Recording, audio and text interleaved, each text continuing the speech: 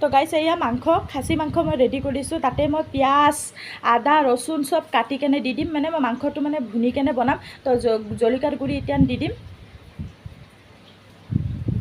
তো জলকীয়াৰ গুড়ি 2 চামুচ দিলোঁ এবাৰ জিৰা গুড়ি দি দিম 2 চামুচ মান্না উৎপাত নকৰিবা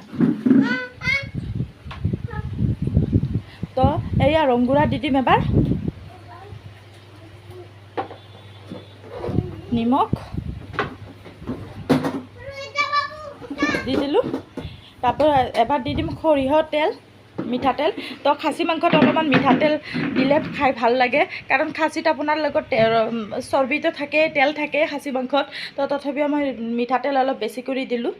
তো কেনেকুৱা লাগিছে মোৰ ৰেচিপিটো আপোনালোকে ক'ব এনেকা মানে খানি কেনে বনালে বহুত টেষ্ট আহে মাংসটো ভাল লাগে খাই কেনে তো আপোনালোকে এবাৰ ট্ৰাই কৰি চাবচোন এনেকা খানি কেনে